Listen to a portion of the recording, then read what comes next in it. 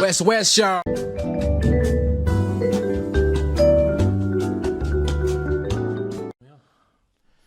Alright, what's up, everybody? Welcome to another action-packed episode. Cracking. Good. You know what it is. You know what it is. EOTC, empty out the clip. My name's Camz. I'm with my boys, Lets. What's up, brothers? What's up? Oh, what's up, Mr. Fitness? University of Discovery. How are you? Good, man. Good. How's your week been, boys? Let's just go around. My week's been good. Obviously, for what happened last week, still in shock. Hey, apparently there was an earthquake that happened last night, eh? Supposedly, yeah. Yeah, I got a message. Someone sent me, and then they sent me the photo of where all the the earthquake spots were. Did you see anything about that? You see that, Wayne Brown? Oh, because you didn't send that civil fucking message the other week. Now people texting each other. Fuck, what's wrong with this fucking city, man? Yeah, I got a message. There was an earthquake.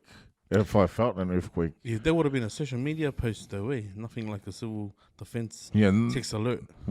Just a friend messaged me. Hey, did you feel anything? And I'm like, bro, the only thing I felt was the aircon on my face because it was still humid as a mother. I haven't man. sweated that much freaking the last 2 days, bro. Like crazy, from like just walking from outside inside the house, like. Fuck. Right, yeah, it's. Do you have your aircon on? Yeah, but if there's a wind, I'll switch it off and open the windows, try and catch the wind. But then after that, when it's just dead air, it's like no, close the doors. Man. Yeah, my fan, because I don't have aircon, my fan is live, man. It's those little small ones, so when I go to sleep, I put it right near my head, eh? It's just hot, but then when you get up, you can feel the heat around just a good week. My daughter came over from Sydney. It was good to catch up with my daughter. No matter how small the time was, I'm just glad that, she came over. We had a feed. And this guy right over here coming to the gym, so he came. I was pretty impressed because he was the one that called me to wake up. Oh, nice. So I knew I knew this guy was serious. He's getting ready for the lot of visitors, the guests that we're going to come out. Got to be prepared, fit. Your journey, man. You're gonna share your journey. Anyways, it was good session. There was some of the session I was just watching your technique. So your technique, Jordy, you need to get but nah, Shop Cam Shop Brave coming out. What's the word? If you're keen to get out and just get active, get out there. Everyone's doing something. We're losing brothers, sisters early. I think the last 2 or 3 years I've lost a lot of friends and family too, due to I think they're just health issues, and if we can, I guess, start with just start with a walk, just get out there and stay active. Yeah. How about you, Let's? Oh, bro. Officially on holiday, man. Hey. So to everyone who's been drinking all the Coca-Cola products the last 4 months, you're welcome. You are fucking welcome, man. Like, it's been hard, bro, because remember I was sitting upstairs with the HR talking about all the reasons why I was off. Yeah. They lost 5 months straight, no days off since that last incident. Yeah. So fuck, it's like, yeah, man, I'm happy. I'm like winning, bro. It's good because I've got all of the next week planned out in my head. Yeah. Just looking forward to actually checking out, eh? So have a break. That fucking place doesn't even exist anymore, man. I've already got my sound system plugged in the lounge, man. I've been listening to it on blast the last 4 hours. So. Nice. Yeah, man, I can't wait to play some Madonna when I get home. Yeah.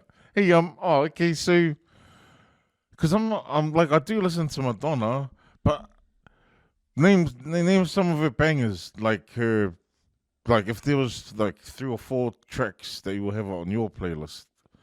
So I just think of there's a holiday would be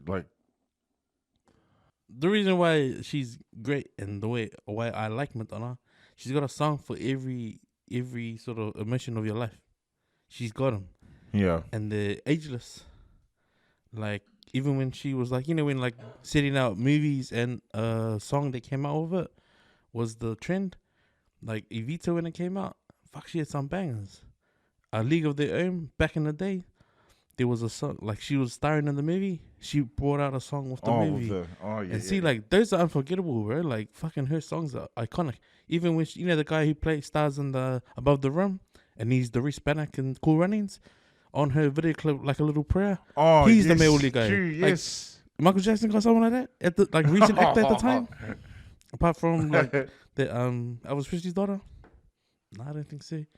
But then he sort of stole that image, like trying to do his video clips at the beginning, like his little movie scenes at the beginning. Yeah, they're stolen from Madonna, bro. The thing when I think about Madonna, like we grew up with her, right? We were Yeah. kids when she first came out and all that. But to me, when I remember as far back as I can remember, like watching music videos and that, she was probably the first woman singer or woman artist that showed her like sexuality. Oh, yeah. Outfits and that. Because now when you think of nowadays with hip hop, you see there's- Megan Thee Stallion and it's Nicki filter, Minaj and all those singers now, like with lingerie on the It's TV normal. screen. It's just normal now. Yeah. But back then it wasn't normal, and she was the first one to actually do all that kind of stuff. Yeah. With all that sexual stuff and that, Oh. So I think that's she must have been the pioneer for that, She was, because bro. I can't remember anyone else Yeah, I think that early doing it. MTV first played her first video of her dancing for the guys, that like a virgin, like on the stage, even like Material Girl. Like, fuck, those video clips out.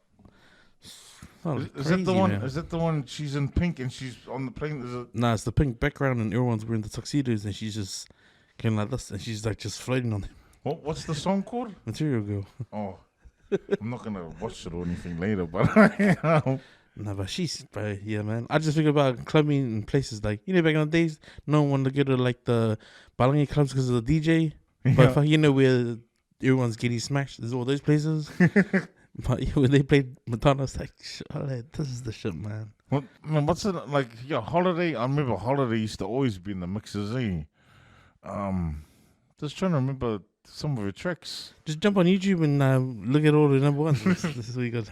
I know she did have was it a book or video?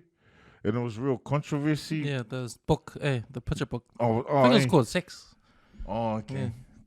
Oh. But see, that's what I mean. But back then, she was the first one to show all that kind of stuff. Even when she was starring in those movies like Desperately Seeking Susan, like she's always that. She was. She was always that kind of, outsider kind of. And then then remember that one they bombed the Bodies of Evidence with Willem Dafoe. Like that was around the time when Basic Instinct came out. So heaps of films like Basic Instinct started coming out, and she was in one of them, the one of Willem Dafoe. So she was always that kind of chick to show, like, not afraid to express her sexuality and all that kind of stuff. And probably like I said, man, I can't think of any other artist, woman artist back then, the 80s, 90s, because she was doing that in the late 80s, man. Give me the table, bro, and you play your Michael Jackson shit. I'll get everyone. What does that freaking guy, that monkey from Bad Boys say? Man, put me in the jungle. I'll get all those animals dancing, man. Straight up. Yeah, because she's got Cherish. That's the bitch she's dancing on the beach. You know what? No, I don't know. Okay, we get it, guys. We get it. You just love Madonna, right? We get it. Yeah, but I just catch you, and it's like a lot of songs, right? Like back in that time, you heard the song, then you saw the clip. Oh, stink. Her songs, you just fucking like the song even more, man. Yeah. Right. That was a good take, That's why she's mastermind. Whoever produced all the video clips back in that era, man, fucking mastermind. Bro. Yeah, man. Even True Blue. When I heard that song on the radio after how many years, I had to go YouTube it. What? You know what my favorite Madonna song was, and it's probably a guilty pleasure now, but it was Get Into the Groove. Oh, yo, see that? Bro, It's that's that- a fucking That beat, man. It was that beat for me back then. Back in the day. Michael Jackson. So Michael Jackson's sleeping for a What reason. kind of podcast is that? Help, no, honestly, I would never, like, no disrespect, boys. I'd never think you were into Madonna, eh? Oh, man. You know what? I could be a cop and still dance to Madonna. I could wear a fucking man. black house pet and still. Okay, like Madonna. okay. Go around. 2 songs from Madonna off the top of your head, because those are the 2 songs you remember. Go. Yeah, a holiday. What's the is it Vogue? Yeah. Okay. Oh, How come yeah. you know those songs? No, because I know this. Isn't it? They do that thing. That's I'll be Cherish and True Blue. Okay, mine will be Get Into the Groove and Take a Bow. See, fuck, that's that, bro. What That the song did take a while, bro. Fuck. help. Name a Michael Jackson song that's got a violin. It don't hit the same. It don't hit the same. Okay, I probably need to listen like to Madonna. Like, Silly, when more. you're lying in the, with your ED tonight, play that Take a Bow song. Close your eyes and the. No, I'm really, like yeah, no, I wasn't like growing up. I wasn't really in, but I knew her fashion because I remember I think girls back then at school and that they used to wear those. I can't believe we're talking about Madonna, bro. But they used to wear those gloves, eh? Remember her gloves, and they were like cut off. I mean, no, you know, I just hey, where's the rest of your gloves? Can you hear yourself? Was another thing Michael Jackson's dog. another thing Michael Jackson's dog from Madonna. Nah. She's the queen of pop dog. Leave it alone, man. Fuck. Hey, man, it's good to know. This. Oh my gosh! But the other thing you gotta remember about Madonna, like, you know, from the 80s to now, she's still like going with the trend of music. She's changing her style to go with the times, you know. Yeah, I know she did this fast one. Oh, fast! I can't even remember the songs, man. But I know she did this fast one. It was. Oh, I think it's something to do with lights. Is it something lights or something? I don't know, man. But have you guys seen the criticism she's been getting lately with her filters on her Instagram? And Nah. because she's like fucking 80 years old and she's like wearing lingerie and her face looks like she's like fucking 16 years old, you know? Hey. Yeah. Oh. But she's getting criticized. Everyone's like, what the fuck, man? But mind you, she at your age. did it. She did it. She had a number one for every decade. Bro, even when she came into the millennium, fucking she still looks 68. Yeah, She's in her man. 60s. Bro, that I don't know. Yeah, I just think female like age better, eh? You know, if they look after themselves and all that. Have you seen Kelly McGinnis lately? There's a reason why she wasn't in the new Top Gun Oh, real? Maverick. Oh. But anyway, when it comes to shout outs, who we gonna shout out to? Who's shouting out? I just want to shout out to everyone at Westside Fitness and Jordy for taking care of me this first week of my journey to be my new me. Because, man, you know what's good about waking up early in the morning and going to the gym like that? Because before, when my alarm would go off, it'll take me like another 15 minutes to get out of the bed, you know? But now, it's like, gotta wake up and actually gotta go there. So I gotta get up, get my ass out of bed and get in the car to go, get there, right? And then by the time I'm finished training, and it's only 6:15, 6:20 in the morning, I'm wide awake, man. Yeah. All I do is go home, get ready, and go to Go to work. work. But like, I'm wide awake. I'm not even like tired like normally. Yeah. I'll be like fucking still in bed, scrolling down my phone, looking at the time. Oh yeah, I'll be a little bit late, you know. But yeah, it's been good that way, and I think that's why I enjoy doing the early morning ones. Eh? Yeah, it's good to get into that sort of routine, and it's also good like if you like for myself struggling waking up in the morning is Yeah, I was just gonna say, like, if you say you're there, it's like, oh my gosh, there's a new oven, ladies and gentlemen. No, that's why so and one of my other good friends, so there was a training we did this week. Like I did not think it would be packed day because it was raining. It was like thunderstorms, everything, you know, and like you know, it was just bad weather. And I'm like, oh sweet, it's gonna, you know, not gonna be packed. So they walked in, it was packed, bro. I'm like, fuck, these people are crazy, man. You know, coming out early, but it just shows like I think the community that like Jordan, you know, Westside, and the other trainers too that have built down at Westside. Got, you know, friends, family that go down there. Yeah, shout out Westside, shout out Geordie. That's my shout out as well. Oh, my shout outs, man, is to my VIP, one of my customers, to Nate. He's one of the boys from work. Comes all the way up from Mangry, get his haircut. So he's been growing a beard, like we've been growing the beard thing, and then he's going back to the muchachos hairstyle, the pencil mustache, and the little goatee. So now it's wicked, man, seeing him like, after so long, go back to his old cut. And also to one of my docos, Fehi. He's one of the bros. He's been working with us for going on probably 9 months now. So yeah, shout out to him and his baby. He hasn't met baby yet. So yeah, I pray for you, docs. I pray that you'll meet her one day, and I keep encouraging you to pray for her as well, because that day you hold her in your arms, bro, it's gonna be worth every second, all that time waiting. So yeah, there's my shout outs. Shout out, boys. So yeah, obviously you weren't here last week, but because of the floods and all that last Friday, and all the drama that's happening with Auckland City Council and the mayor. This week has just been a reflection on what happened on Friday, and also a big cleanup for a lot of people around Auckland.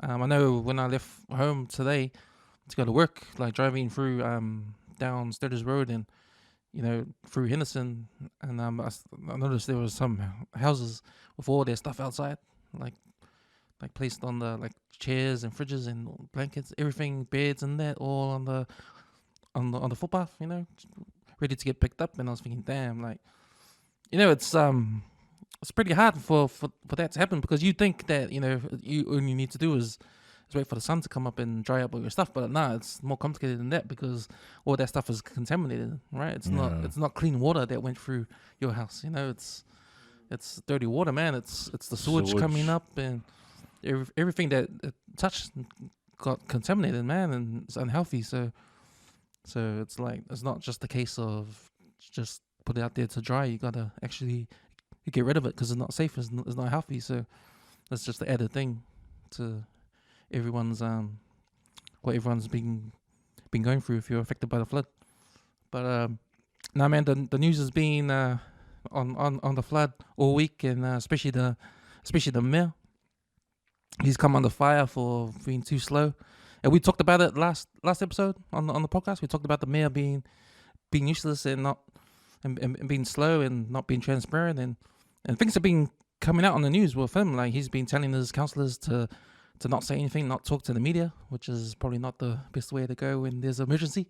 Yeah, you have to be talking. You have to talk to the media. You can't call them drongos like was reported on the paper, because apparently his text message got intercepted, or it got leaked, and he was saying, he doesn't want to talk to the media about it and all that kind of stuff. So, which is pathetic, by any stretch of means, there's no excuse.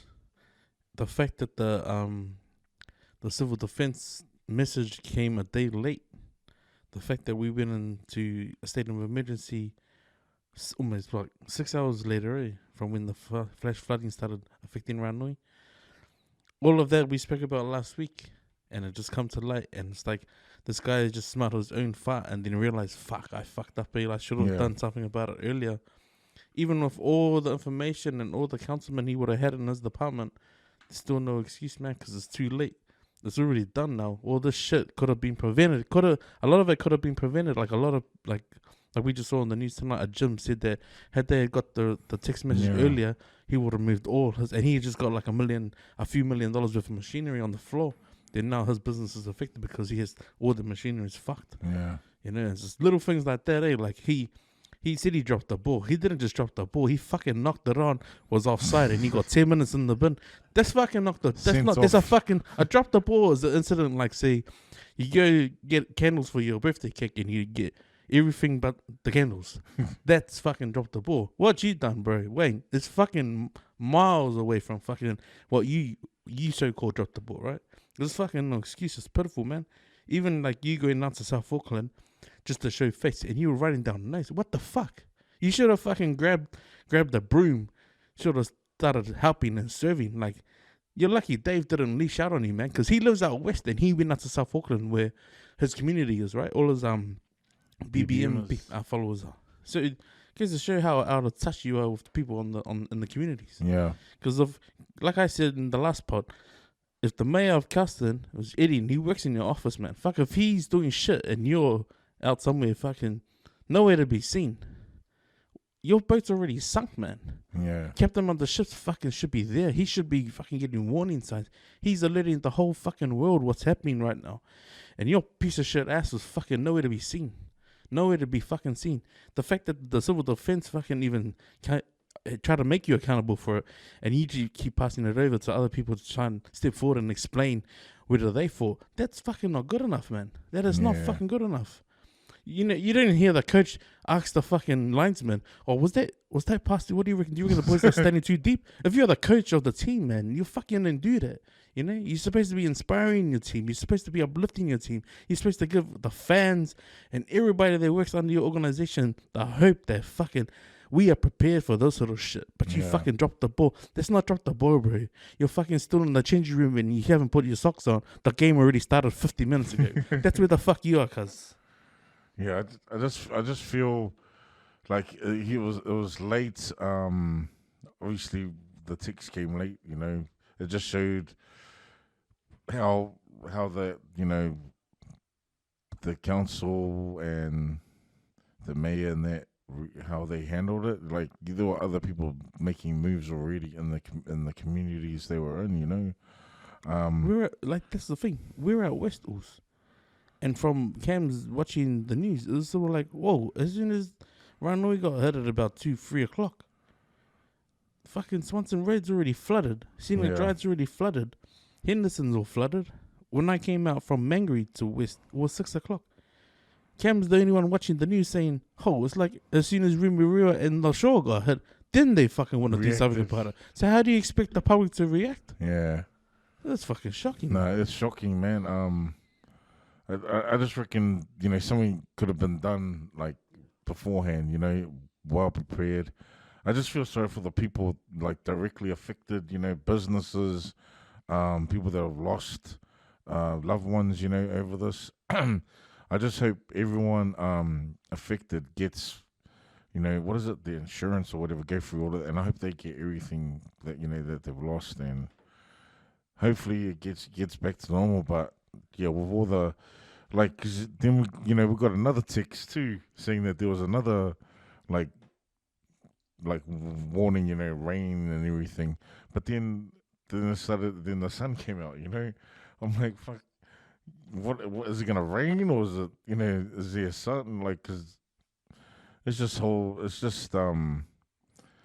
someone should be someone like, so when I saw the video clip of you know, Dave Latili and talking to the mayor, bruh, that's instead of like he did it like that was just one of the people that I saw, you know. He didn't wait for nobody. He just actioned, you know, what he knew, you know. It shows Dave's hard, eh? Yeah. He was when all the flash flooding, because where he stayed was affected by the flash flooding in Henderson. The one of the bridges, like the Tudor Road on Parama Palomino. Yeah. So he was out there and he saw all of that. His it's crazy, man. His first thought was, what about my BBMers and those families out in South Auckland? So he was there in a heartbeat, man. Yeah.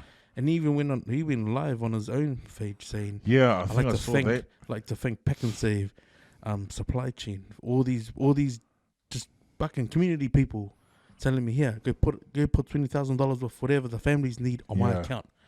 And that's why he was going off at Wayne. He was like, and where the fuck is that guy? He didn't even say, you know, he's too polite to say it. But what I read from when I watched it was that he was saying, where the fuck is this piece of shit playing tennis? He's fucking nowhere to be seen.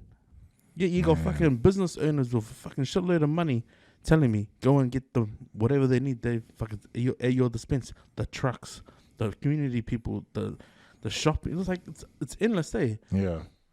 But he's not paid to do that. That's just his heart. Yeah. You know? And then you got this bookie over here who wouldn't front up for the media, and now you got Official Collins trying to speak on behalf of the media. What does that say about fucking Auckland City Council? It's embarrassing, man. Yeah. It's embarrassing. I was in the car coming home today after work, and I was listening to a podcast. It was Joe Rogan podcast, and he It was the Jordan Peterson episode, and he was talking about the Bible and the stories on the Bible and some lessons in the Bible, and he talked about Noah's Ark, and he was talking about how there's a storm coming, we're gonna build this ark, and the moral of that story he was saying is all about preparation. You have to be prepared. You have to be prepared for the coming storm. No matter what it is, you just gotta be prepared. Like, you don't know if it's gonna come or not. Like, doesn't matter if it comes. If it doesn't come, you just gotta be prepared. So when it does come, you're all good. You're all sweet. And then I was thinking about one of the excuses the mayor said in his interview, in the first interview he had, or the first press conference he had, and he talked about how, this is a one in a lifetime sort of event. And I was thinking, bro, that's what the fuck. Have you read the Bible, mate? Have you read Noah's Ark? That story, you gotta be prepared no matter what. Like, because anything can happen. So, coming back to that poor excuse, because people were saying that was a poor excuse. But then they were coming back at, this never happens in Auckland. This is the first time event. So, doesn't matter, bro. We don't want to hear that shit, man. Yeah. Are we prepared? Are we going to be prepared for the next event? Will be much worse. Say that to the people directly affected in their businesses, underwater. 5,000 homes plus 20,000 worth of insurance claims, and a lot of insurance business insurers are freaking doing the not answering people's calls. Yeah, like, you guys are shit, man. Like, they're stretched, man. They're under the pump, and like that could have been maybe half, man. Had that warning gone out, Now we're playing the only if we got the alarm warning earlier, and it's fucking shocking, man. I mean, I'm gonna be bitter for a long time, man, because the fact that Ranui's fucking red sticking is a lot of homes, man. Yeah. Even also Eric's homes, fucking, it's probably not safe to be even breathing and, before that residue drying. Like, it's beyond belief, man. Like, this happened less than 15 months ago, and it's happened again. Yeah. And what is the councils and all the like water care and all the rest of them done to try and prevent it from happening? Or they haven't done anything. This simply is just they got caught sitting on their hands, man. It's like, 'cause you didn't see a lot of these water care or freaking whoever was dealing with the drain. It's fucking trying to sort the shit out when it was happening. Sad. I saw this TikTok. Fuck, I didn't even share. I was supposed to share it on our chat. It was this chick pretending to be what's the man's name? Wayne King. Wayne. See, I didn't I didn't even know the man's name, man. She was mocking the shit out of him, and it was so funny. It was funny, but the actual real life events thing that's sad, but just the way that she was mocking the mayor. It was just fuck. In there, when you see the TikToks, there's probably like a handful of TikToks that went around and they showed the people like some two girls in the water knocking on a parked car and was submerged underwater. Like, excuse me, you can't park there. And then it shows people canoeing, then other kids doing manu's off the fence and stuff. Then the other kids just happy to be in the rain. But then, like, trying to make light of the situation. Like, 'cause, man, the reality is, bro, all those people in South Auckland, man, like, how many of them would have insurance? Even the ones that are running. How many of them would have contents and car insurance and how, the rest of it, man, that's why it was hard. Last week, like, just hearing Eric talk about it, bro, it was too much. Because I know my reality, like, fuck, I was lucky to make it home in time to save my garage. Yeah. But, then what he had to go back to and clean up, and then knowing, like, fuck, there's a lot of damage that happened to the house, Yeah. Yeah, fuck that wing. It's a piece of shit, man. Sorry, man, but just dodging that one, man. Just make shout out to also Filippo, who is continuing to post on our Facebook group page. So his last post was the Auckland Transport wardens actually ticketing cars that have been stuck on the road. Like, how fucked up is that? Wrong, I mean, like, a lot of it will probably get waved away. A lot of it has to get waved away. Like, fuck, there's no way you can ticket someone like for doing, like, if a car fucking moved there by a natural disaster, shit, like, Who's to say that you don't go and claim insurance? Say, fuck, my car was stolen. Interesting thing about the car thing, like I was listening to the radio a couple of days ago, and they're talking about how there'll be a lot of cars affected by the floods. So if your car's flooded like that, it's fucked, right? It's fucked. You got to get rid of it. Now, people can dry the car out and try to sell it on, but then even that's fucked up because you're gonna be buying a fucked up car, you know, in the future. Go for parts or something. Yeah, or some. Oh, probably not even that, bro, because it's all corroded and all that shit. Yeah. So it's practically a write off. So the concern one is that there's gonna be a shitload of cars going on Trade Me to be sold, and you don't know if it's a flooded car or not, you know. But it's a thing that happens in customs, I heard. Like when the new cars come from overseas, they're all checked for that stuff. They're all checked for flooding and all that before the cars get shipped to the car dealers in New Zealand. So I think with the Auckland situation, when you saw the footage of all the cars underwater, and there'll be so many cars affected, so many fucked cars that can't run anymore because of the water. Hopefully, you know, there'll be a few thousand that's going to be on Trade Me to be sold. Well, good luck. To be honest, good luck to all the Tesla owners, eh?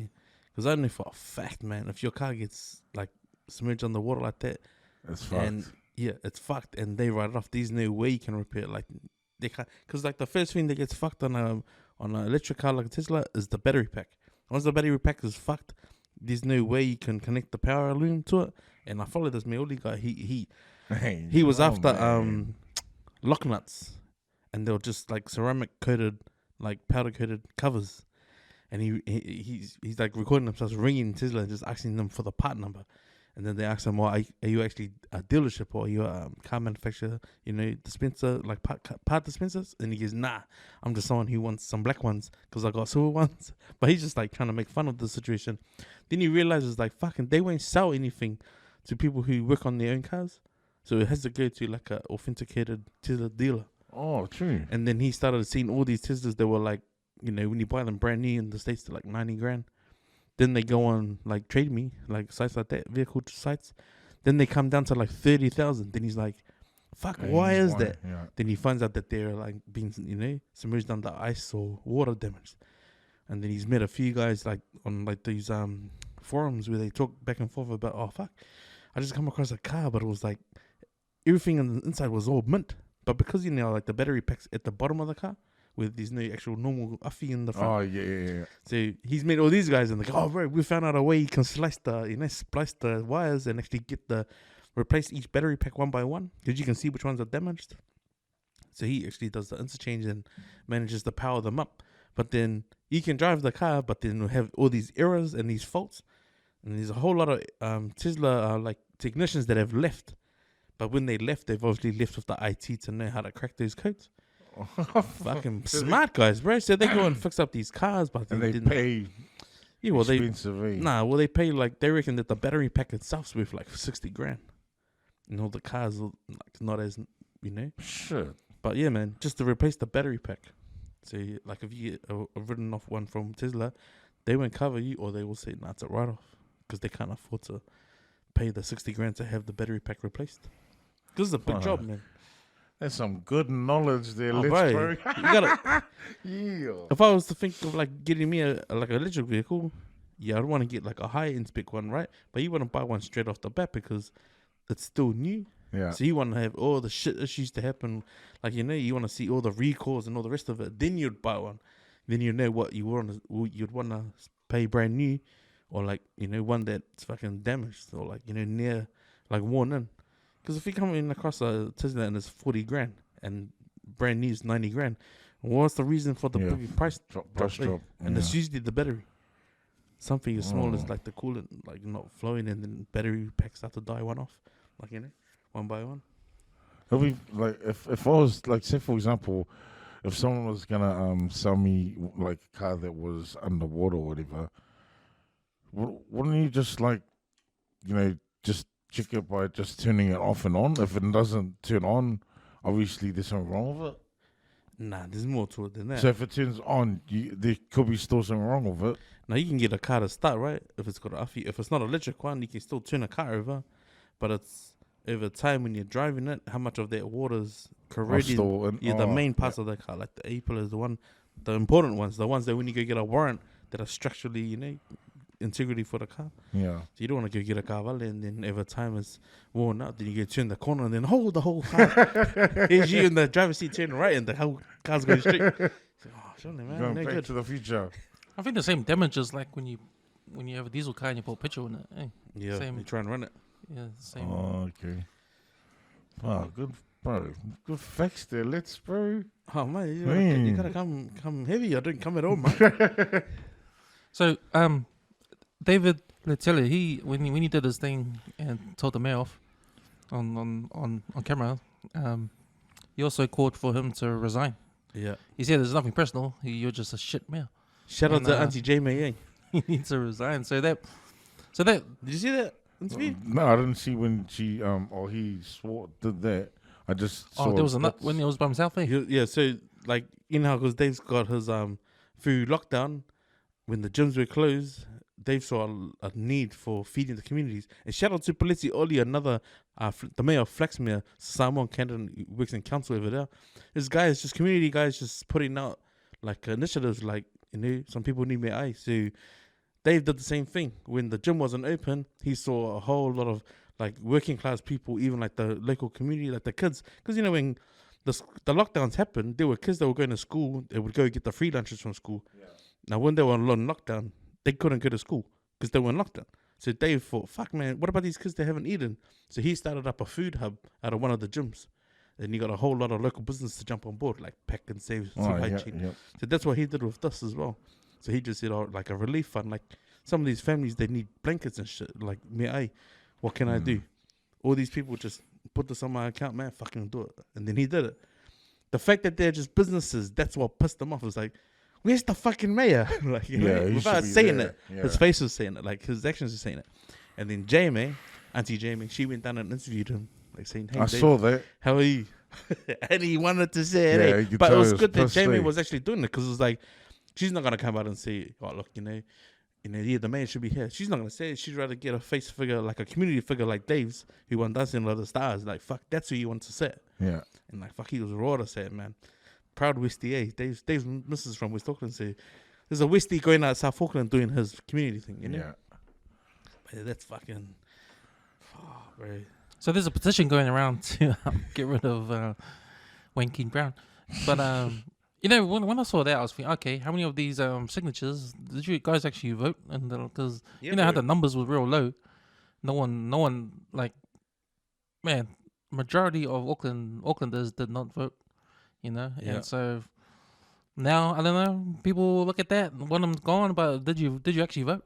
So have you guys got any thoughts on that? Oops, I'll say this, man.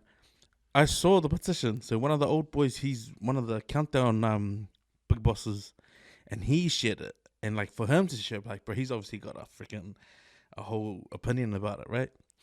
I didn't want to see their perspective because in my head it's like, oh, they're entitled to their own. They're not from the Ranoi hood, you know. That's a whole different hood compared to what I see. But from what I see, man, it's like he fucking he was like not even ready for the game. That's where I saw him. He wasn't ready for the game. Like he didn't show up on time. The game was finished and then he showed up. He's like just jumping in the car. That's how you look at it, right? For me, it's like even if we got official Collins to jump in, they're still gonna be worrying about the fucking bike lanes. Spend all their money on bike lanes. They could have been spending their money on infrastructure like the drains in there, water care and all that shit, trying to help ease all this water when we do overflow, right? They could have like extended like, you know how they have little ponds, like they have like little catcheries, like they catches the drains. Like there's one at the back here, there's one out in Ranui, there's another one in New Lynn. They need to build a few more of those, man, just to relieve the water. So when it does rain, it gets real heavy. That the water got somewhere to run, man. But yeah, I just feel like with all the candidates that were there, bro, I think they'd all suck shit straight up. Like no one was prepared. But I mean, it's the simple fact that fuck, he had the power and all the information at the tip of his fingers, and he didn't use it. Like even when they asked the question of the civil defense, was there a reason why they didn't fucking set the alarm? Like even a news reporter asked it, and he goes, "Well, what did you think?" It's like the questions at you, man. Like you should know. All you the should answers, you man. should be able to say, okay, I fucked up. Like he should have just said it, man. I would have a bit more respect for him if he'd have said, "I fucked up, man. Like I can't believe I left it late." owned it there and then, right? Instead of waited a whole week to come Yeah. out and have someone say, "Oh, you should actually probably say he dropped the ball," but he didn't even make an attempt, bro, and it didn't feel genuine, you know. Yeah. It felt like a man. He's reading. You can Reading, see he yeah, was just reading the reading off is something. fucked. But I just feel, yeah, even if a Fissel was in, we'd probably have something similar to it. I don't think that would have raised the alarm. But they should have already known, man. Like, if the weather forecast for fucking more than 100 mils of fucking rain, bro, that's a warning in itself, man. Yeah. Especially if you know it's fucking gonna be here for 3 or 4 days. That's interesting. That's an interesting take on it because I agree. I tend to agree with you. Like if Fissel was the mayor, I reckon the result will be the same, except I know he would have more empathy with his reaction. He would be on the ground. Yeah, Doing all that helping, stuff. Yeah, helping out, helping the cleaning and all he'll be that. doing that stuff, you know. But I reckon it'll still be the same though. Like those people will still get flooded. Those houses will still get red ticketed. I reckon was it Wayne Brown? I reckon he's too old to be the mayor. I reckon the young, someone, and that actually knows, someone young, energetic or whatever, that it's actually for the people. Like I didn't see that, Wayne Brown for the people. It looks like he's gonna look after the older people and stuff. I reckon a lot more people will vote next time round. Oh. Yeah, I mean, if there's not a wake up call for all those people who bitch and moan about the land rates and water rates and all the rest of that shit, yeah, just shut the fuck up and go and vote them. Because now you just saw this fucking country back white piece of shit fucking fuck us all in the ass. Yeah, Ali, that's the thing. What would a Festival have done any better? I didn't see him. What's funny, and it's sort of not funny, was that Otara, right? They have their waterways at the end. Like, Otara was fucking clean. Yeah. No storms at all. No fucking, because they've got it everywhere. They got Homebush, then they got around the other way at the bottom of Ngati Otara. That gives out to the Manukau's, bro. That freaking place was dry as, man. Yeah. Yeah. Hey, another thing too. I don't know. You'd expect the airport, to have their drainage or storage water, sorted or whatever. I saw video clips of it being flooded, That's fucking. Well, even the boys, they came this morning, they said that one of the boys said that his flat was flooded, like knee high. Wow. Because he's at the bottom of Mangere Mountain. He just said that there's a whole lot of properties behind them that just overflowed and just kept going over and over and they ended up at his place. Oh, man. Yeah. Well, take care, everyone out there. We're getting all these warning tickets, but... Exactly, yeah. I mean, that's what it is, man. It's like we can't be complacent, hey. Like I said at the end of last week's pod, it's like the only thing we can do is be prepared, Yeah. Like be prepared. Like here's Leti's little 5 seconds of be prepared. Have your passports, your bank cards, any legal documents, your insurances, and maybe your contract for your tenancy agreement or even your mortgage. Keep all that safe, man. Keep it all in a safe place. So as soon as you know you got the weather warning ready to gap it, fucking go grab that. Make sure everything's in there, your birth certificates, and get your birth certificates laminated, man. It's important to do it. If you can imagine now for people who didn't have a passport or birth certificate trying to line up at winds and shit. It's like, oh, can you stand behind this queue? And it's like, you can imagine all the people in Africa when it was like raining, like there was like a drought and everyone's lining up for water. You would be like in one of those lines. Yeah. Like, just be prepared, man. Like, it's a good reason to actually go, oh, we've been paying all these insurances for years. Now it's time to break your nose claims brainless, man. Go get your fucking brand new car or your brand new sofas and TVs and stuff, you know? But yeah, that's the sort of the catch net that you need, like when you're buying stuff. But yeah, man, it'd be a whole lot of people claiming stuff that they didn't have before the floods. All I know is if it's something really drastic or a real disaster, I'll be waving my flag on the top of my roof. Okay. Yeah. I'm over here, guys. A high-vis jacket, like literally in a high-vis, was pretty much your best friend during the floods, man. Yeah. Hey. So just the videos. I saw that one photo, one of our friends and his dad on Eric Street, Oh, is it Jay? Yeah, man. Oh, I saw them, But I mean, it looked like they had their thing ready to go, like their bucket, and they would have had the stuff that they needed to get with. Yeah. That breaks your heart, man. That breaks my heart. I ain't seen that. If there was just for example, like if there were old people that lived by themselves, Bruh. I think I saw in the paper that there was like apartment buildings with the lifts they weren't working or something like that. Oh man. And there was old people like stuck up, not in the elevator, but not in the lift, but in the apartment. apartments, Yeah. You gotta sort that out, Mr. Wayne Brown.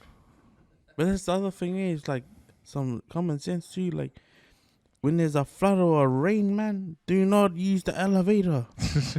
It just buzzes me out how people get caught out like that. Yeah. So it still happens, man. Even into 2023. I still remember last Friday because I was in my house in Henderson, and I went the back because I knew the main road strip will probably be jam packed. So I went through Palomino, the bridge, but I went up that way to Ranui.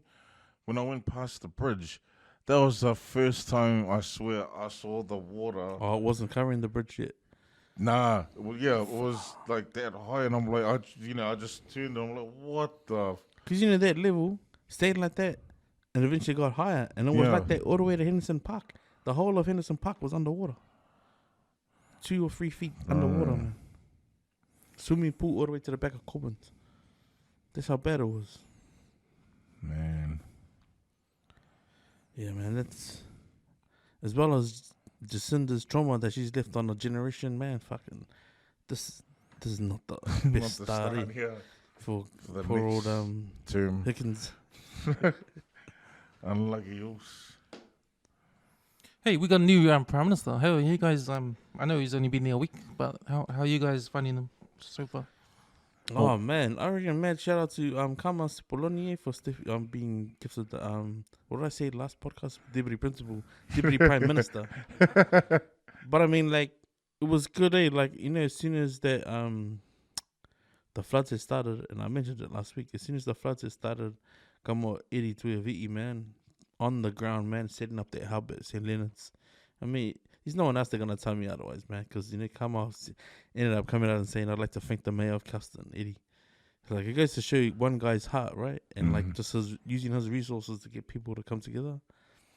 I will say this, actually, because this empty out the clip. I am disappointed at Caston Boys High School for not utilizing their facilities. They got fucking 2 old boys' gyms with freaking showers and shit, You'd think, like, the board of trustees, if you're listening, fucking that was a way to help the community, man. You used that and you dropped it, man. And, man, shout out to Laoli Maka Jones and Ronnie Clark, man, showing face, helping Eddie get a lot of shit done as well. Like, guess a shame, man. But yeah, come on, Spoloni, man. Finally, we got a PI face, actual face that's official, 1 tier away from the top, man.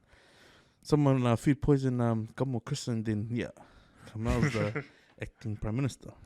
Was that a tick for Hopkins? I reckon he's facing the music, like, He's out there. He's in the thick of it. I mean, it's probably nothing as drastic as like the mosque shootings. Yeah. But I mean, he's there. He's taking it. Like, like today, he jumped on a waka up at Waitang. He said he's never ever been before. Man, you know how many other people would get out of their comfort zones when they say they're scared of heights and we're like, get all their pants on live television. But yeah, rolled up his sleeves. He jumped on the waka. I thought it was a brilliant move by Labour.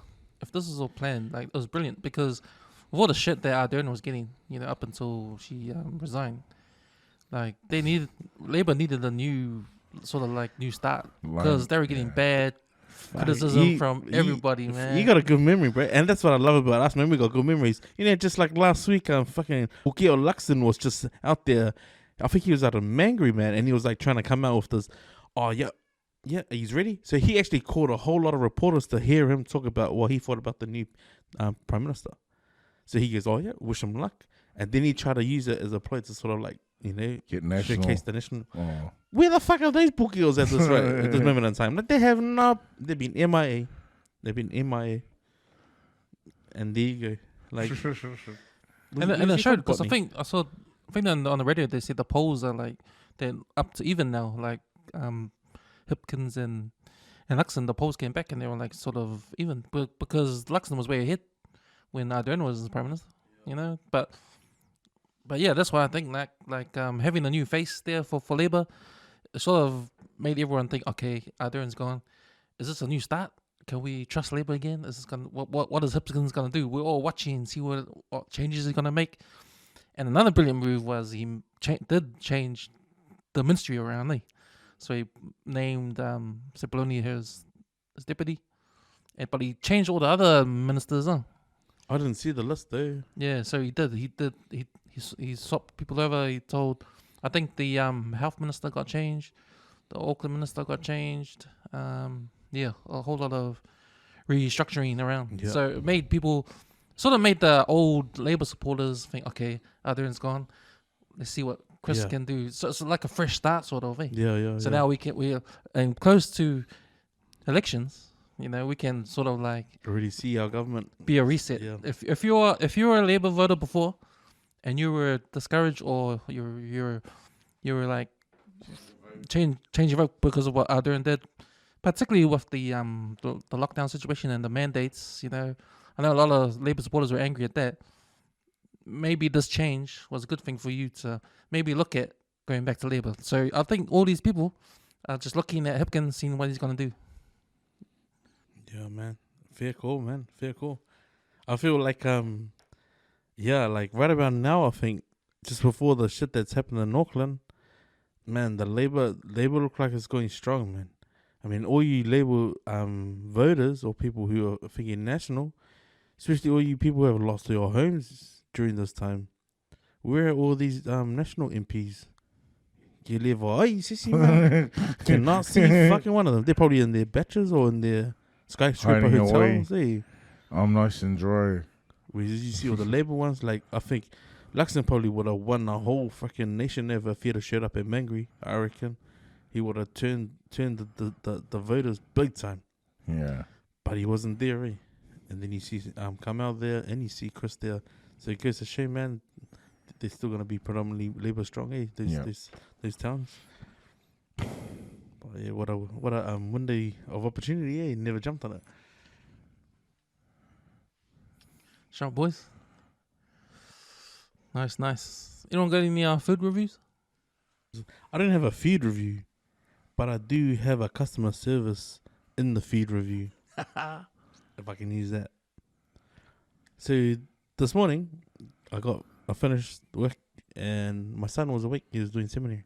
But I already told him, sorry, we're going to Pack and Save. I want to teach you a lesson. You're going to go do this fuck out. Yeah. And I told him to wake the girls up. Let's go have breakfast. The man goes, nah, let them sleep. We'll go. So we went. we ended up going to the McDonald's rail side. It's funny, man, because they got all those kiosk machines. You can like enter your meal, but I don't think they take cash. If you know me, man, you don't have a cash, you don't have it at all. I only carried cash on me, so we ended up going through to the front. Yeah. Just waiting at the counter. So there was a lady. She already ordered her meal on one of the kiosks, and she went up the front. She got a receipt. She was waiting for a receipt, and there was waiting. Hopefully, someone was going to come to the counter and go, order. 128, 128. So we get in there. It was probably like 10 to 9, and this lady's waiting, and fucking going on almost 8 minutes. No one comes to the front. I was thinking about it. I was like, man, if I was to rob them, Bruh. I could have taken so much out, right? But it was just nice that the fact that the lady, she was Palangi, by the way, and I said, you have a good morning. That when the lady came and gave her meal, she goes, so 128. She didn't even have the freaking courtesy to look up and say, here's your meal. She just dropped it and quickly ran back. Before she ran back into the kitchen, the lady grabbed her and said, there's some people that have been here for 10 minutes. Yeah. And she's like, oh, yeah, we'll be with you shortly. And then another 3 minutes later, finally someone came out. So instead I waited almost 12 minutes just to someone to come over and go, hi, can I take your order? Yeah. Like, is that where we've shifted in terms of we can get Uber Eats now. You can pay at the kiosk. You can go through the drive-through. Because you'd think, hey, I actually hate the fact that you can go through and pay for your own, instead of you can scan your own groceries. Yeah.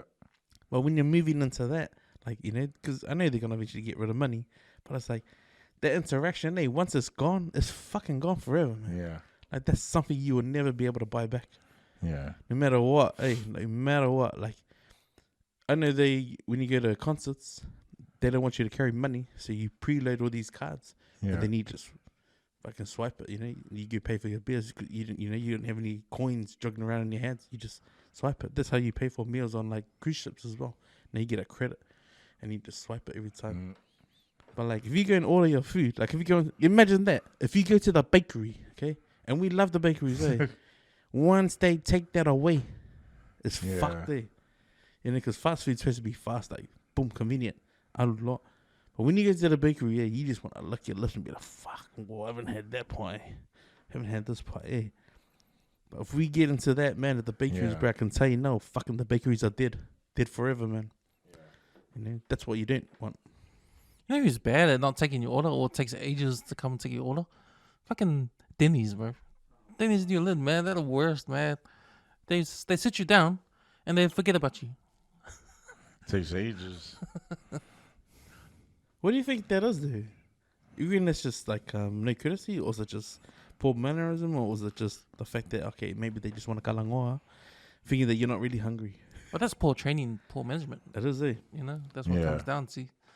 I mean, there's a thing when I was talking to some people at work, like there's a guy at work whose wife is she quit her job because it was too stressful, so she wanted to have something easier, and she wanted to go be like work at a cafe, just making coffee and that, you know, and then, you know, I learned that there's a difference because, you know, in that kind of industry, when you're in retail, or even if you're in you're making coffee or working at a cafe, it's hard to find good stuff, like good people that wanna, that, because if you get the students that just doing their job just to get money to pass them by, like they're not passionate about the hospitality side of things. They're not, because if your dreams to be own your own restaurant, own your own bar, you go work in these places so you get experience, and you're passionate about, because you know in the future one day you're gonna own your own place. So you're gonna be hard out working. You're gonna live it, breathe it. Yeah, exactly. Everything. Exactly. Now, if you get students who are studying and they want to be something else, they're just doing it for a buck. Yeah, they're not gonna get that same kind of energy, the same kind of. But as the managers have to recognize that and make sure that the staff, if you're staff in the front doing all that, serving the customers or anything like that, make sure everyone's on par on the same level. Because you are going to get the people that are passionate. You are going to get the people that are not. So I think that's I think when it comes to Denny's, like you see the staff, they're just mucking around, talking, just, you know, laughing, just running up and down, like, fuck. I got a good example of good customer service and not good customer service from the same place. So me and my cousin, we've been going to Starbucks every Friday afternoon, right? It's her day off, so let's catch up for lunch. I remember the first time I went there, we ordered the frappuccino with the cream and extra coffee shots or whatever, and I ordered a blueberry muffin. So we ordered it, and then we went and took a seat, you know, the Starbucks in Lincoln Road. So first of all, I didn't even know. I thought that was still that Columbus Cafe, but it's a Starbucks. Oh, is that a Starbucks now? Yeah, it's Starbucks on the corner, now. right? Yeah. Oh, is it? Oh, fuck. It's a Starbucks. Yeah. So, you know, and I never, and so we ordered, and we took our seat. It was so good customer service. You know, the chick at the checkout. She came around with our like my muffin and her cheesecake and our cold drinks, you know. And she goes, "Oh, here you go, you guys. Thank you." And I'm like, "Oh, you know, thanks." Okay, that was wow, it was like real good customer service. The following week we went. It was I'm not being racist or anything, but it was a white chick and a Asian guy, right? So we ordered the same thing. And then we went and sat. So me and my cousin went and sat down, thinking they were gonna come and bring it over, or someone was gonna come bring it over, but they yelled it out from the counter. So me and my cousin, I went and grabbed our orders, you know. But you're right about the whole customer service thing, you know. Like if with that, I just wish we could, you know, if I was a millionaire, I would have tipped the other chick, you know, like, hey, thanks. Well, at least you know the difference between hospitality and customer service than to having shit ones, eh? Yeah. But it goes a long way, man. It goes a long way. If these owners of these cafes, owners of these restaurants, Like, you expect that for a fancy restaurant in town. You expect the service to be top notch because they understand. Like anything, like a cafe, whatever in the suburbs or whatever it is, bakery, like any sort of like service that gets noticed, man. Like anything, like people are gonna go there because I never have to stand up over that place. I'll go there. The small things, the little details, and that's the difference that like reviews, like online reviews and actual having like word of mouth or having like social media marketing and all that shit. The word of mouth is fucking just as powerful and just as lethal as all that stuff that you can put out there, right? Yeah. Because like you're just talking about Starbucks now, Lincoln Road. Now that you've said it, it's like, well, there you go. You're gonna have a 50-50 sort of. If you go in there, wonder if they're gonna do what they did to Awed the second time, or whether they did it to him, like how they're gonna treat him, like treat us when you go in. But yeah, bro, it's fucking poor attitude, bro, and it's shady to the fact that like you can have like establishments like that. They don't sort of grow that into people, like their employees, you know what I mean? Yeah. Like, fuck, I'm not going to say it. I'm going to say it. So when I went into one of the barbers on Lincoln Road, right next to Western Union, and I only went there because it's an old Camz. Yeah. And I walked in, man, and this is where I knew, like, fucking nappy cuts, bro. Fucking nappy cuts. Like, if you watch Barbershop, and you walk in and everyone walks into Calvin's Barbers, everyone goes, hey, what's up, yo? Because they want you to come sit on the chair, right? I walked into there and it was fucking nappy cuts, bro. There's a little dude, was a skinny but a fucking hungry looking dude, like he needed a feed, sitting there behind the counter, and he goes, just signing on the iPad. I was about to go, what kind of bullshit is that? I was gonna say it, but then I was about to say, but then I just had this moment in my head. It's like, fuck, with the rich history in these 4 wars, they fucking turn into nappy cuts, bro. Yeah. And I can challenge someone to go in there, right? Because if like you're a new customer, right? You want the same experience. Exactly. You're paying for the experience, man. You want to go in there and be like, feel the love from everyone. Like, hey, what's up? Who's hey? How you doing? How's life? What's wrong? You know what's going on? Not this. Signing at the iPad. Oh, bro. Stick the iPad up your ass. Yeah, no customer service. So you're right, man. Because fuck the price is going up. Fuck, at least fucking give me some Say fucking hello, service. hey. You know? What the fuck? Yeah. Fuck, ever seen the inflation lately? I mean, signing at the iPad is like there's, what, am I asking you to susu my pocky or something like that? Like, that is fucking wrong, bro. Man. And I was like, damn. And this establishment like this, bro. But you think about it, with the price hikes and everything, people are tight with their cash right now, the inflation and all that. People don't want to go out there and spend their money. Yeah. So, when people walk into your store, that's fucking like a big deal with with all the price hikes and all that kind of shit. It's not like we go into fucking Pack and Save to get our bread and milk and bread. I want to make a shout out and use the plug to acknowledge the Bamboo Spas in Henderson. Like, I sent a massage. The massages was so at the moment, right? It's about $70 for a full body massage, and it comes with free cupping. You know how the cupping is like how they burn the candles and they put them on your back and then they suck all the blood and see. It's supposed to relieve inflammation. So I went in probably like last year. I think my cast was sore, so I went and got cupping. But then they ask you to sign up and they use your email address. Like, that's the only way you can sign in, sort of, right? Yeah. But there's still someone there. But when you sign up and they send you all the sales and the specials. So I think I got a couple special on with the cupping, which is free because usually cupping's an extra $20 on top of like a standard. Yeah. But like they're giving it away for like what? You say it's $12. But if you go on as a couple where you can get it done for $140, it's a full hour, man. And they'll give you an ipuki afterwards. Hey. Yeah, man. If, like, to people, man, you're working hard, like, I'm going to get one during this week. And I might shout my brother-in-law, Sam. So, Sam, if you're listening, there might be us. You might go on as a couple, you can be my lucky guy. So, like, people that are working, right? Like I always say, man, fuck, work is just a segment of your life, man. Go and enjoy your life. Yeah. So, I'm going to get this massage. But, yeah, at the moment, Bamboo Spas has got, like, a couple's one. But I don't know if it's set up to the email or whether you can go in and just drop that. Oh, I've said on empty out the clip that you can get a $2, is it the one downstairs? No. So you know the beds? Is it the Watermatter beds? Yeah, on the main corner? Strip. Yeah. So the next door over. Oh. So like, when you go in there, you just hear the running water. Oh, nice. Yeah, man. Oh, and it's could be that like the ring sort of vibe. You can hear the water running in the background. Yeah. Yeah, man. But you go in there, but the experience is good, man. The thing is, real welcoming. Hello, would you take a seat? Yes. 2 minutes. Yeah, man, they're really good. But even like the you can pay an extra 10. I think you get like real Malo massage. I usually get the Malo massage, especially when I got Thai cuffs. Yeah. But nah, man, good customer service. See, Yeah. always good. Goes a long way, man. I just wish I was born in. Now that you think about it, the next time I go on, I want to save me a $5 note. And if I see that chick, you know, I want to give her a $5 note with my phone number on it, eh? Yeah, man. You have to, eh? Nah, it's just good. Yeah, the experience, you know, it goes a long way, man. That's how you lock a lifetimer. People don't want these part-time peoples, man.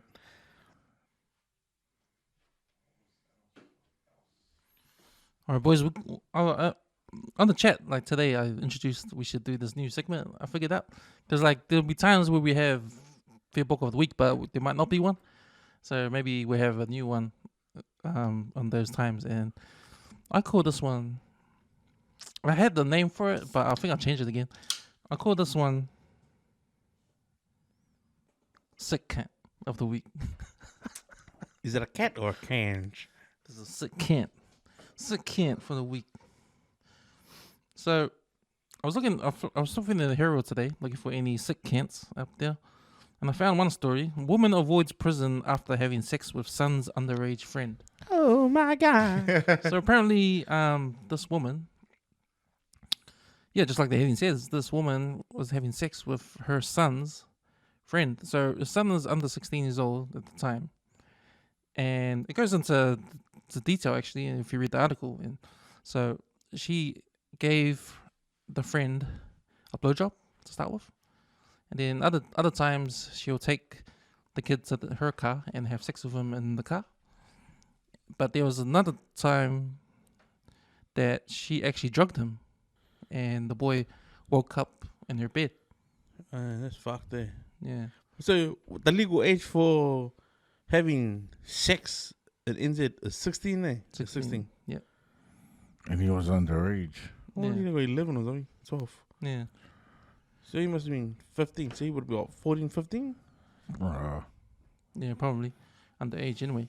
But the thing was that she didn't go to prison. She got pretty much slapped in the hand, like 3 months home detention, and maybe some community work. Yeah, you know, if you like now that you're speaking about it, like you can see the whole picture. That whole wherever that community she's in, obviously people are gonna know that's the house. You know, that's where that lady lives. But she got name suppressed, though, eh? She got name suppression. Yeah. Yeah, Even the boy. Yeah, because the name suppression came to protect the boy. Yeah. yeah. Man. People would still find out. Yeah, I know because I read that because the lawyers for the kid was leaning on that freaking. He's now gonna have that mental health issue, eh? Yeah. But I mean, you would, bro. Like, fuck, like to go from having your balls like felt and then sex to waking up drugged, like fuck. Can you imagine that? Yeah, I just feel sorry for maybe. Let's not think about it was Jessica Alba. Think it was Roseanne, like he said. Like you say, if it was Roseanne, you imagine? I'm You just leaving fucked the it up, country, man. bro. You just fucked that kid up, man. Like it'd be different if it was Jessica Alba, Julia Roberts. Oh shit. Yeah, It'd be different. It'd be way different. Like that fucking is like, bro, that's disturbing, man. yeah, Because now they're protecting her. Hey, they're protecting her. It's like she's got a fucking walk from jail card for fucking yeah. something that she done. And now none of those parents that their kids go to school with are gonna know about it. What if she's got an illness? Like, what if she's sick in the head, like fucked in the head like that? Oh, Yeah. she gotta be sick in the head. Yeah, But I mean, does it ain't gonna that, stop bro? her from trying to do it again. Yeah, I just think it's sick. Like, how do you know? Just I'll use this just an example. Like, you know, going to like when I was younger, going to friends, houses, and how that's just wrong. Like, And the yeah, mum- that's wrong, And the bro. mum comes up to oh man. Yeah, Yeah, man. Just There's the mom some- just come and fill your bottles and like, oh, There's- come, just there- come yeah. over here. just And just imagine, keep imagining Roseanne. Ooh, Stop. Don't worry about fucking Jessica Alba. don't do Fuck. But let me ask you guys this: we're talking about this, right? But we're not talking about this with as much probably anger as we would if it was a guy going on to a girl. Hey, that's a different story right there. You know what I mean? With me, just with my mindset, the fact that it was a woman going Yeah. with a young boy. Nah, bro, I'm still on that because I have a son. I got one son, right? And like he's special needs. If that had happened to him, bro, I would fucking want her dead, man. Yeah, man. I would want her dead. Like, you imagine if something was wrong with that boy, and he didn't know. Like, he obviously couldn't comprehend to fucking find his words to say, "Fuck, you be mad, man." Like, cause like, what has that taught him? Like, that guy's gonna have like trauma fucking for as long as he sees a female, like, right? If he gets touched even anywhere near his private parts, fuck, he's gonna be like, what does that mean? Like, you know, some kids don't know how to read situations like that. Hey, wouldn't that lady be classed as a pedo? Yeah, she Pedo? would be. Yeah, She would be, yeah. Bro. Well, good job. Like, and she'll have that on her record forever, right? Yeah, but that's the thing, man. When does that become public notice? Like, when do we actually know about it? Because she could be sitting in anyone's lounge right now, right? And no one knows. Yeah. Just the sons. Or even the other thing, like, is this lady gonna get the help she needs Yeah, to figure out why she's attracted to young boys? Or like why? that? Yeah, or why she found it alright to sort of just lean in and freaking Big- go more with the boy, man. That's Obviously, fucking the wrong. husband's not around, or might be around. I don't know. Doesn't mention anything about the husband. But you know, you hear these stories all the time, even with school teachers going with the students. Yeah. Oh, There's like- a real famous one in America or somewhere. yeah. Yeah. So this happened in Palmerston North, I think. Palmerston North. Yeah, there's got to be a backdrop on what happened to her and her life. Yeah, It upbringing. made her feel like, fuck yeah, I'll just go do this. Fucking. I feel sorry for the son Mm. because now he's gonna live with the whole fact. Like, Yeah, bro, he'd be suicidal, man. yeah, well, you know, Embarrassing. Yeah. And to the other boy, like, you don't know how he's going to end up. Yeah. How this trauma Yeah, will that- affect yeah. him when he's older. Mm. Like you said, is he going to be like standoffish with talking, females. awkward. Yeah, or is he going to Yeah. go the other way and be full blown rapist or something like that? You know? Because I've sat with guys in discussions and they've said that, oh, look, you know, I was molested as a kid and it made me funny to be around for fingers right up until the age of like 20 plus, man. And that was something that's happened to them when they were like 11, you know? So, however, this kid comes out the other end of it, man, it's like, fuck, you didn't wish that on anyone, man. yeah, hard out. Yeah, she is a sick can. Sick Kant. Fuck. She gets a sick Guys, camp of the you world can't- award. We actually did have a feedback on the week this week. You posted it up, that guy that Oh, faked this. Tell us about that one. no, I just saw it on Facebook and I thought I'd share. Oh, was it Facebook or Instagram? I just shared it on our chat. It was about that guy. He was getting ice or whatever, and he was like putting it. He was dropping it on the floor, and then he was recording. He was recording himself like pretending to slip over. But what's funny is that there was surveillance cameras up here that captured the whole thing. You know. Well, what's funny? Like besides what he did, it's just funny how someone his age, a senior, can still think like that, you know? Like, bro, if you don't want to, Well, this is Yeah. America. That stuff happens over there. They sue. They even sue for if your coffee cup is too full. Like, you know, people when because if you go get a coffee at any place in a takeaway coffee in America, yeah, they don't fill it to the top anymore. Because what's happening that people were coming back is burnt my hand because you filled it up too much, and they were getting sued for that. what the Stupid, eh? fuck? So you know, America, man, they sue you for everything. Have you seen those ones, like those car accident ones? Like, you know, the car will slow down and then they walk in front and then they jump on the car and then they do the dive one. Bro. That's, nah. That's something you would do. I don't know. I just saw. I think I posted it, and then someone shared the Friday. What's that part? Oh, Izo. He's on. He's like, oh man, my neck, oh my back, my neck and my back.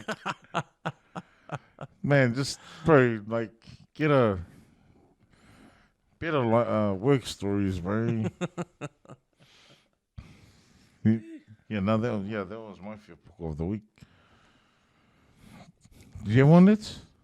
Feedback of the week. No, I was just it just reminded me of that article.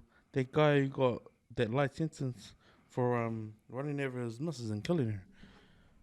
Was it a couple of weeks ago? What? I read the article. So a man has been sentenced to a little over 2 years in prison after accidentally running over and killing his partner, the mother of their 6 children, on Christmas Day in 2021. Charlotte Terrell, 28, died shortly after falling under the guy's ute while trying to stop him driving off. He was heading to buy a packet of cigarettes and repeatedly accelerated despite the fact that she was reaching through the window into his car. The guy's name is I can't even see that. I think his name is Celiai Terrell. Oh no. Was it Marcelin Celiai? Oh man. Yeah. So that Terrell said what should be the daughter's dad said arrived to his daughter to see her lifeless body eliminated and lights with the police and recovering her with the blanket. He remains to be seen. They had remained at the scene all night while other family members gathered. Yeah, so that's a guy like 3 weeks ago who got 2 years for killing his wife. Is that fair poco or is that fucking dumb cunt? Dumb, bro. Dumb can of the week. Yeah. This is a dumb can. Fuck. Yeah, I mean, I know it got shared a few times, but I didn't realize on Christmas Day, man. Have a packet of ciggies. Like he was rushing to get a packet of ciggies. I know, I'm just assuming that episode would have started during the day. Oh, and all yeah, the rest yeah. of it, Wow, it goes to show, man, like, fuck, hey, if you're in a toxic relationship, just walk away, mate.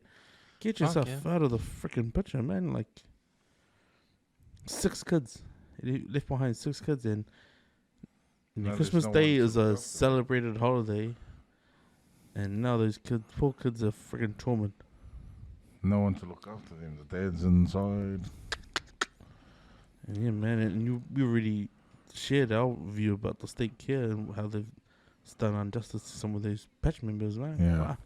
It's crazy how your life can change just like that. Eh? Yeah. You know, stories like that, like you going out for a pack of cigarettes, coming back, and next minute you're in jail. Yeah. Wow, you know, it's dumb decisions. Eh? Unless he was recording himself, I'll be back. Get the fuck, I'll be back. We've seen that one where seen that meme in America where the lady's on top of the car and her hand and the guy closes the door on her. I saw that. Bro, that's ruthless, man. She was still going there. Yeah. Fuck. Oh. Crazy. Some troubling times, eh? But you know what? This is why I just want a whole lot of guests. Man, if there's any guests that are real passionate about going handy on Jacinda and that term that she was in government, man, like, reach out to us, man. Like, that's something that we haven't had the opportunity to revisit and talk about. Like, I know we've sugarcoated it and not brought up. We just brought up stuff that we had at the top of our head, like when Camz asked the question. But man, I have seen a few some guys wilding out about like where are all those churches now when this flood's happening, like, you know, all that stuff. But yeah, if anyone's got the time to come and empty out the clip, bro, like, fuck, bring it on, because it's a whole lot of people with short memories, eh? Like, bro, I know for a fact, man, that generation's troubled, man. Like, they're dealing with a whole lot of that PTSD, man. That shit's real. Yeah. And I'm seeing some of it, you know. So, you boys, before we get to the last words, just want to go around. What have you guys been watching anything on the TV? And any recommendations? What to watch? Okay. So, the last thing I watched, I've been watching. I watched the Fantasy Island, the new one. Is I think Blumhouse, like their horror company or whatever. They do a lot of horrors. That's a good watch. I've been watching the Physical 100. You know, the Korean game. That's a good watch. I saw the first episode where they're hanging. Yeah. Yeah, so like for a while there, it's a Squid Game. Is that? Nah, That's what I was thinking, innit? nah, yeah, that's Because I was reading the subtitles and like some of them were saying that, like, they go, oh man, what's that fucking the Squid Games? And they're gonna be falling through the life. yeah. It's funny how because it's all like voiceover and how they're doing the whole pretend to trash talk each other. And Oh, you know, reading the subtitles. no, the one I've been Is there watching audio with Yeah, Oh, yeah. There's an audio with like it's just like they're talking English. If I go, I don't know the setup with No, but I've been watching that. Recently I've been watching the drug cartels in Mexico and they're in Panama. Yeah, man, bruh. I'll be honest. You can talk you can say anything about gangs and everything, but these cartel guys, bro, they are crazy, man. They tortured this guy for 2 days before he, obviously succumbed to his injuries. But what they did to him, man. that's crazy, man. Like people don't realize, like, and it's real life shit, man. Yep. You know, some of the New Zealand gangs, or there are certain individuals in this country that have direct links to those guys. Wow. Direct links. And it's crazy, man. Like, I know that when their shipment of all that stuff that washed up out on the West Coast beaches in their boat was something tagged from those guys. Like, that's them dealing with real drug dealers, man. They That can't shit's real, tell, but bro. that ain't a movie. That shit's real, man. That's life. But that's as pure real as it life. can come, you know? And, like, they might bring it over and it might be wrapped in plastic or freaking, like, rugby balls on it. But that's the same batch that just came into the country, man. Like, and that's going to be feeding the streets of all the people with their addictions, Yeah. But that's how it is real, man. Like, a lot of people are, like, sort of, like, oblivious to it or, like, that Yeah. naive. We're in New Zealand. It's safe down here, bro. Yeah. Unless you know the Auckland nightlife. Unless you know. And that's a segment of, like, the Auckland City nightlife.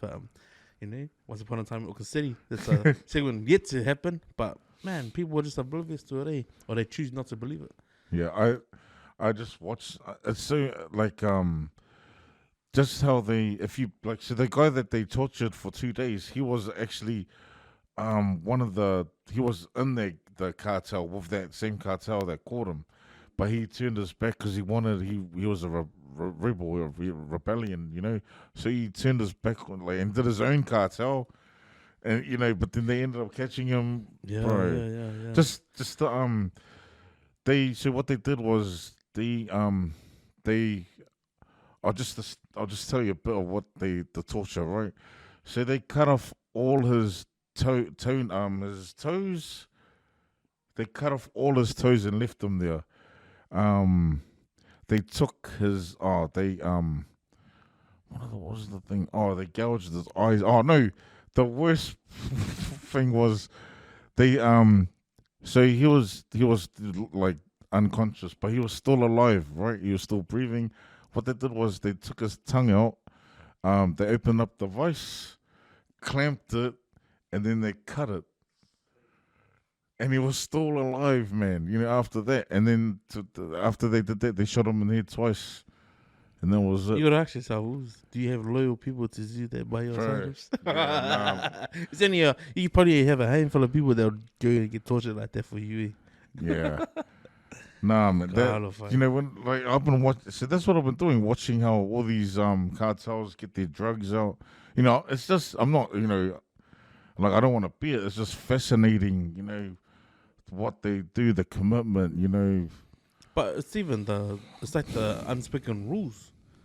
The unspoken rules, like you're saying that guy was part of the cartel and he decided to go do his own chapter. Yeah. Fuck yeah, there's a process here. Yeah, man. Just when you think it's as fucked up as it is, it's like, nah, man, there's ways to go about doing that shit. Yeah. Yeah, man. And like, sort of like the way you want to make that headwind is not fucking blocking off everyone else from fucking trying to sail as well, Yeah. So it goes to show you, man, it's like loyalty is a fucking one of the most. I will never want to go. I'm never going to Mexico. I'm never going to Spain. I'm staying on this side of the world. Okay, guys. But was it good? Yeah.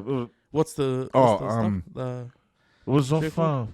It was how they got docos on. So I just type in cartel, and they got different YouTube channels, and it's just but it was this one, because they got him before they tortured him to death.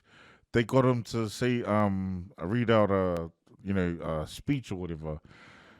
Fuck, I'll be, real talk. I'll be trying to looking for a gun and just shooting myself in the head because I know what's gonna happen, man. Yeah. Fuck that shit. Yeah, It's like was there your? Yeah, no, that's what I've been watching. I mean, I'm not a part of a cartel, guys. Okay? Yeah, I've Ernst after place. I'm not. It's drug just ring. Yeah, fascinating, man. You know what I find fascinating about the whole drug industry over there, like Colombia making the drugs and shit, trying to smuggle it into America. It's America's fucking problem, man, because they're the ones buying all this shit. If there weren't any drug addicts, there wouldn't be any money to be made. Yeah. Yeah, that's true. You know what that's similar to? Have you seen? I don't know. It's like I forgot what the diamond's called. Like say it was like blood diamond.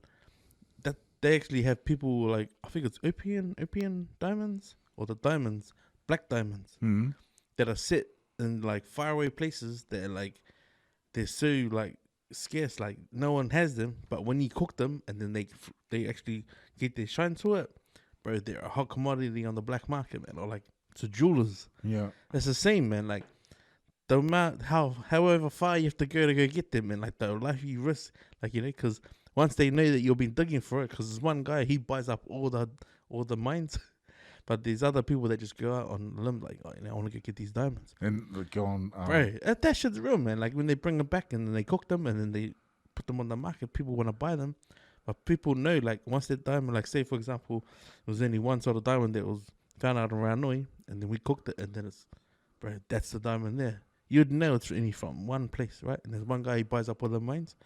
He's the only guy who should be buying the mines and has those diamonds. But when they get out, hey, how the fuck did they get them, man? That shit's real, man. People figure they're just for documentaries. That shit's real. Yeah. But it's just funny, yeah. Like we can watch movies. Like a good example is like Rush Hour. The Rush Hour 2, they have the freaking lady with the tattooed head with the list of the top 10 thing building of all the businesses. These are the people that are washing all their money through the cartel and that. That shit's real, man. They made a funny movie about it. It was like, fuck, they're actually exposing what they do. But the world laughs about it. It was like, yeah, you can carry on laughing about it, but that shit is happening. And we just didn't even know. We just think, that's just a movie. But that's a good way to make people believe that it's not real. Let's make a film about it. Yeah. Hey, I did watch. Have you guys seen You People? Yo, you see my king? I haven't yet. It's a good watch. Yeah, bro. It's a good watch. I was like, damn, bro, did you feel like, yeah, I felt the strings, the fuzzy. Yeah, bro. I haven't seen it. I'll have to watch it. We have to talk about it next week. I did see a little bit of Shoulder Street. It's like, what happened to Shoulder Street? It's upgraded. That's like, it's good. It's gone cinematic now. Bro, I was looking at the TV. I was like, so they were sweet the way they do it now. But I tell you, man, because I've been watching Tulsa King and that's Sylvester Stallone, and that's a Bob fucking that's good, bro. That's good, eh? That's good, man. In the first 8 episodes, that's everything that happens. When people go away, like if you're on the mob, like from what I've seen, watching The Sopranos and everything else that I've seen, Boardwalk Empire, that's real, man. When you do a lag, and you go and you expect the loyalty to be there when you get out. So when he came out, they fucking had nothing for him, and they told him, fuck off to Tulsa." So when a family demise you and they want to get rid of you, they want you to go somewhere else where you're not their problem, right? But this guy was a made man, like he was a captain, but it shows why he went away. And then when it eventually comes out, like fucking, he's making headway, like fucking, he gets ahead, starts making. Bro, this dude pretty much assembles a whole lot of like guys outside of the family, like a male, like he's fucking good film, man. Like if they roll out the second season, it should hopefully be as good as the first. It was good because they had that dynamic when they had to fight the bikies, eh? Because there's all those stand-uppers, eh? Yeah, because like the lithium balloons, like they were using nitrous. So people were getting high off them, and these guys, just like they guy trying to start his own drug cartel, right? They went into like a theme park and they were doing the nitrous as well, and they were like it was like the headhunters come and go, "Who the fuck are these like guys? Like just plain clothes guys. You know, do you want one? I'm like, nah, fuck off. This is our fucking, this is our theme park. You know, because like people are paying big bucks for it to get high off it. And then next minute they get into one of these Fuswanga ones, say like, bring the best. Yeah, fuck, all these leather vests come out. Bro, nah, bro. So this is the lady just. Oh, whoever wants to come, we'll get our ass kicked. Bro, old school way, because like you never feel the muscle, where you take over a neighborhood, that's yours, right? But nah, bro, these guys retaliated. I was like, fuck, what the hell? This guy's still, his mind's still in like back in the day. Tulsa King. It's Tulsa, on yeah. TV and Z Plus. Yeah, Yeah, that's a good one. but I've been watching that and Shortland Street, man. Yeah, man, I was watching Shortland Street. I was thinking, oh, man, all the wide shots, or Yeah. the lighting's Yeah. dimmer, the background. It's like Grey's Anatomy now, Also, if you follow the storyline that it has now, like you remember the last time we were talking, and I said, oh yeah, Chris is still there, but TK's now the CEO. So like, TK's Eagles. Yeah, man, he's sick, but he's got stage 4 cancer. I don't know about that, but I was impressed with the changes Yeah, there with stuff. with the tracking shots in the background. Honestly, it looks like ER. Yeah. They just need George Clooney to show up and it'll be all good. Nah, But right. my recommendation for you guys and for anyone listening, Poker Face. Poker Face, the new series on TV and Z Plus.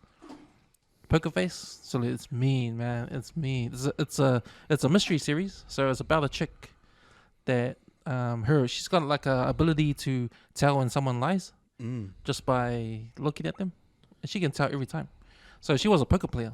So she used that skill to win all the poker games. Wow. But she got caught, and she got caught by the casino owner, and it was either they killed her or she works for him as a dealer, but yeah. can't play poker anymore. Yeah. Oh, So wow. that's a story. So, but it ends up to be a murder. So what happens is that every episode, because she takes off and she goes to town, and every town she goes to, there's always a murder.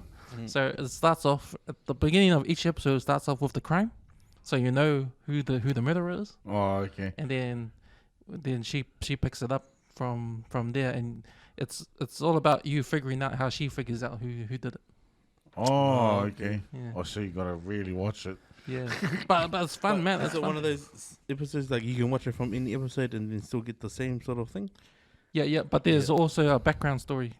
So you'll know what I mean when you watch the first episode, because the first episode sets off the whole story, Yeah. but then every episode after that is just different episodes. Oh, Because seems to be like a new thing, with some series. yeah.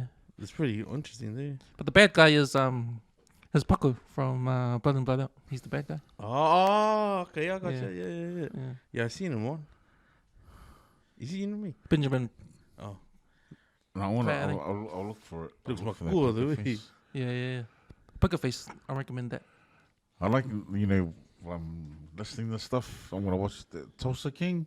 Yeah, that's good. Poker Face. Okay. You like Tulsa King too? Yeah, Oh, bro, Tulsa King and Poker Face. anything mob related, bro, it's always good, eh? Yeah. Yeah. Sweet. Last words, boys. Yeah, just with what's happening out there in the world, just try to keep positive. If you're alive and breathing, and you wake up in the morning, yeah, just go out there, just keep chasing, keep grinding, keep moving. Yep, my last words. Nice words. Man, I just want to say to all those families that are in the red sticker zones in Auckland and that have lost a lot of their material things and especially their homes, like wishing you all the best with this recovery, and we know we can bounce back from a lot of things in life. But I also just wanted to share this moment just to highlight to my toko Fehi, like he hasn't met his baby yet, and like always, like when I drop him off, man, like I like to speak life into my docs. He's probably like 28, but I like to talk life with him, and because I can only just imagine what he's feeling or how he feels, and I've seen him has his high moments, and I've seen him sort of like dragging his feet at work. But I always say to him, like, and this is to anyone that like might not have their kids with him, right? Because like I'm blessed to have my kids. Like, you know, I see them every day. But I just my advice to Fehi every time I drop him off, and I only said it to him probably the other week, and I said, pray for her, pray for your baby, pray for your kids. You know, even if you're like oceans apart, pray for your kids, man. And I always say to Fehi, I'll pray for you because if you could say one thing to your kids, like when you finally have them in your arms, I'd like to feel like if I could reflect on my life and say it, and the first thing that I would say to my kids was that I prayed for this day. And that's just a testament of like how powerful prayer is, man. Because I believe in prayer, man. Like there was a time in my life where I was like, fucking nothing was going my way. Everything felt stacked against me. And one of the old boys from Oz asked me during the pandemic times where I felt like, fuck, I was being robbed of this time with my mum. And he said to me, pray. Let's have a one-on-one conversation with whoever you feel needs to hear your prayer. And ask them to give you a sign about whether you're meant to be here and whether you can get past all this hardship. And that's why I always said to him, man, docs, pray, man. Pray for your daughter. I'll pray for her. And just anyone who feels like there's no hope, fucking pray. You know? I'm not a religious man, so I don't go to church. I know where I'll be standing when this life is finished. And a whole lot of my Doma mates know as well. We'll be holding hands at the gates of hell. But I'll be honest, man, it doesn't cost anything to pray. And like, you know, that can reassure you that there's hope and there's hope in this life. So yeah, man. Me love ati madago, and yeah, I'll be praying for you always, docs. That's my last words. So let's Shop boys, let's get the fuck out of here.